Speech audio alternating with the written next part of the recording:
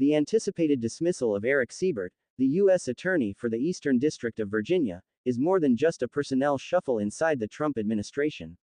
It represents a flashpoint in the decades-long struggle between politics and the independence of federal prosecutors, a struggle that has defined multiple presidencies but has reached a new level of intensity under Donald Trump.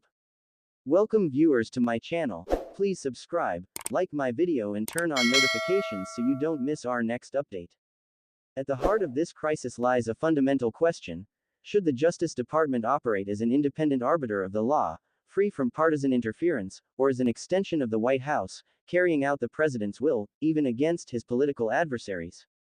The case that sparked this crisis, the mortgage fraud allegations against New York Attorney General Letitia James, might appear trivial compared to the weight of the Justice Department's typical caseload: terrorism, espionage, international cybercrime. Yet the political significance of James cannot be overstated. To Trump, James is not simply a state official who bought a home in Virginia. She is a sworn enemy, a figure who has publicly dedicated her career to holding him accountable and who has already cost him financially and reputationally. For Trump, the decision to force criminal charges against James was not about mortgage documents, it was about vengeance. And for Siebert, refusing to bend to that pressure was not about James personally, it was about protecting the rule of law. Letitia James, New York's Attorney General since 2019, has built her reputation as a fearless prosecutor unafraid to confront the most powerful. She rose from Brooklyn politics to become the first black woman elected to statewide office in New York, bringing with her a no-nonsense style and a vow to hold elites accountable. James has been a thorn in Trump's side from the beginning of her tenure. She sued the Trump Foundation, alleging that it engaged in self-dealing and illegal political activity, ultimately forcing its dissolution. She challenged multiple Trump administration policies in court, from environmental rollbacks to immigration restrictions. But it was the civil fraud case that cemented her status as Trump's most persistent legal adversary. Her office meticulously gathered evidence showing that Trump and his family business had inflated the values of their real estate holdings by billions to secure favorable loans and insurance deals. The trial, which lasted months, was a humiliating spectacle for Trump.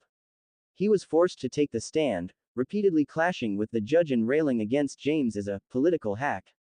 The outcome was devastating: a nearly $500 million penalty and a judicial finding that Trump had engaged in years of fraud. Although an appellate court later reduced the financial burden, the ruling itself, branding Trump a fraudster, was a lasting blow. To his critics, it confirmed long-standing suspicions. To Trump, it was proof that James had weaponized the law against him. So when allegations of mortgage fraud involving James surfaced in 2023, Trump saw an opportunity. In his mind, James was not a prosecutor holding him accountable, she was a hypocrite, a lawbreaker masquerading as an enforcer of justice. Pressing the DOJ to investigate her was, for Trump, not only justified but necessary. The mortgage fraud case against James was tenuous from the start. The supposed evidence centered on a limited power of attorney form, signed by James's niece, allowing her to finalize paperwork during the closing of a home James purchased in Virginia. Opponents claimed this was fraudulent, arguing James had misled the bank. But federal prosecutors reviewing the case found no merit in the accusation. The form was properly executed, legally permissible, and irrelevant to the lender's approval process. Loan officers confirmed they had not even considered the document in making their decision. There was no misrepresentation of income, no falsified records, no hidden debts, the hallmarks of genuine mortgage fraud. For Siebert and his team, the case was clear: there was no crime. To bring charges would not only be unethical but would collapse instantly in court. Still, White House officials continued to pressure Siebert, according to sources. They argued that James's political crusade against Trump justified digging deeper, that she must have something to hide. Siebert refused. His office was busy with espionage cases, cybercrime investigations, and counterterrorism operations, cases with national security stakes, not partisan vendettas. Unlike James, Siebert was no political firebrand. His career trajectory suggested the opposite: a quiet, disciplined prosecutor who rose through the ranks by handling complex, often dangerous cases without seeking the spotlight. Before becoming a lawyer, Siebert served as a police officer in Washington, D.C., patrolling some of the city's most dangerous neighborhoods. Colleagues recall him as calm under pressure, methodical, and deeply committed to public service. After law school, he joined the U.S. Attorney's Office in Virginia in 2010, where he built a reputation as a tough but fair prosecutor. He specialized in drug trafficking cases, later leading the Organized Crime Task Force.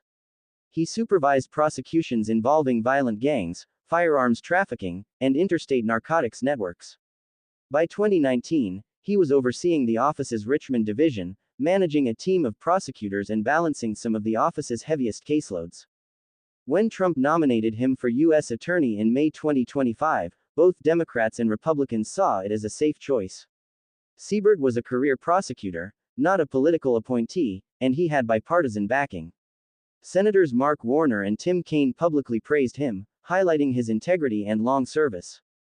What they did not anticipate was that Siebert would be thrust into one of the most politically charged battles of the Trump presidency. His refusal to prosecute James made him an enemy not because of ideology but because of principle. Siebert's firing carries outsized significance because of where he works.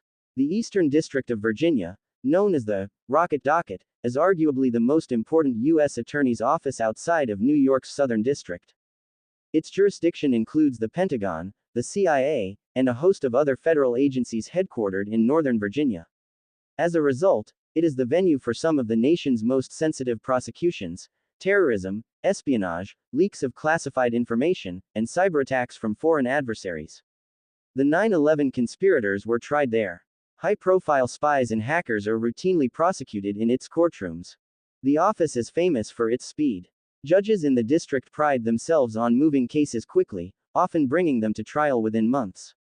This makes it a preferred venue for prosecutors handling urgent matters of national security.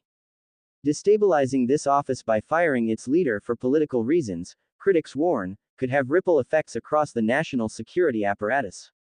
Morale among prosecutors could collapse. Sensitive investigations could stall. And the message to career attorneys nationwide would be chilling: pursue the law, and you may lose your job; pursue the president's enemies, and you'll be rewarded. Siebert's firing would not be an isolated act. It fits into a broader strategy critics describe as Trump's campaign of political retribution. Already, federal prosecutors have reportedly been pushed to investigate Senator Adam Schiff, one of Trump's fiercest critics in Congress and the former chair of the House Intelligence Committee. Schiff led the impeachment inquiry against Trump in 2019, earning his lasting ire. Similarly, Federal Reserve Governor Lisa Cook, a Biden appointee, has also faced pressure campaigns alleging improprieties, though no credible evidence has emerged. To Trump's critics, these efforts amount to a weaponization of the Justice Department, a transformation of federal law enforcement into a political cudgel.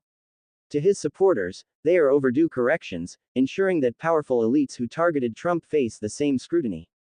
The truth may lie in how these cases are pursued. In James's case, the lack of evidence was glaring. Yet the pressure to prosecute persisted.